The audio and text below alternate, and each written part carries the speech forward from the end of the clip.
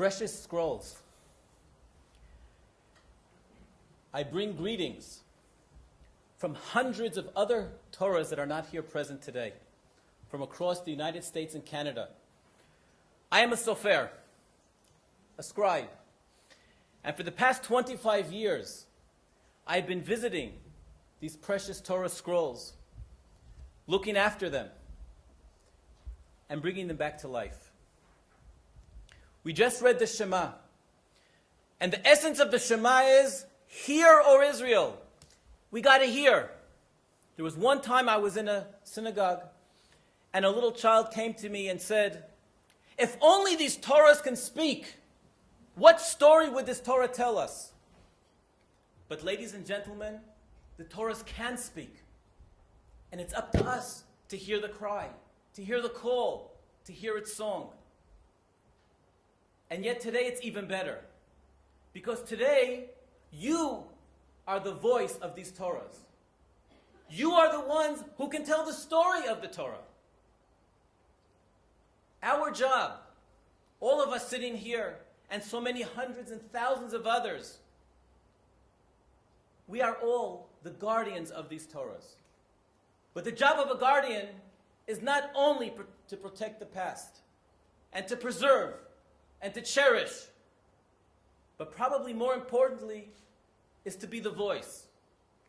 And to make sure that the voice is never forgotten, and never goes unheard. It's our job to be the guardian for the future. To make sure that your children, my children, our grandchildren, will be able to see and hear the Torah.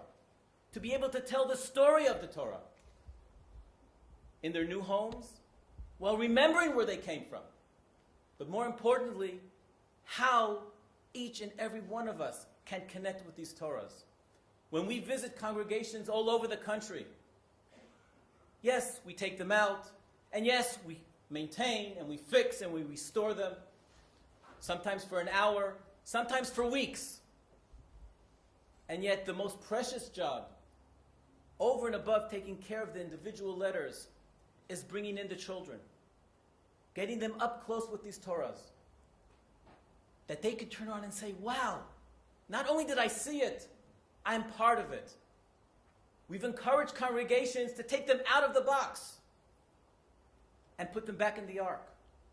Take them out of the closed closet and use them.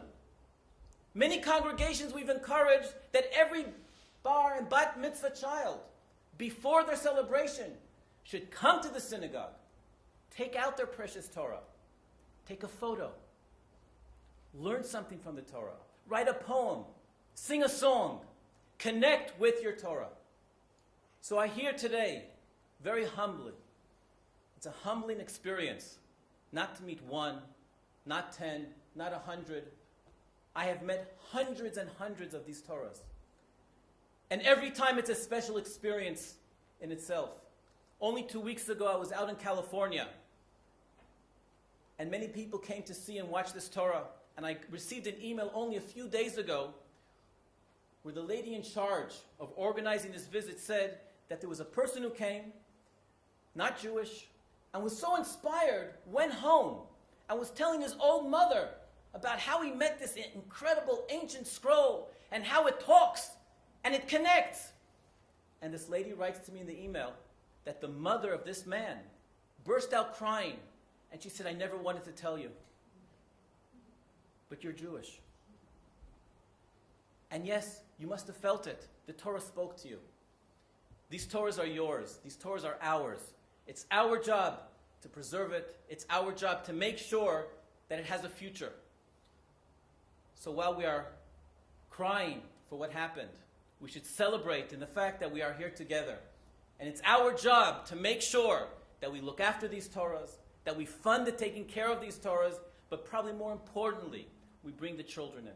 We have to make sure that they get the connection. You and I, we have it. We're here. What's our job? To make sure that those little tiny tots, they can wake up in the morning and say, I'm also here. Shema Yisrael, they hear the voice. May we all be blessed that in our time, our children and our grandchildren can wake up and say Shema Yisrael.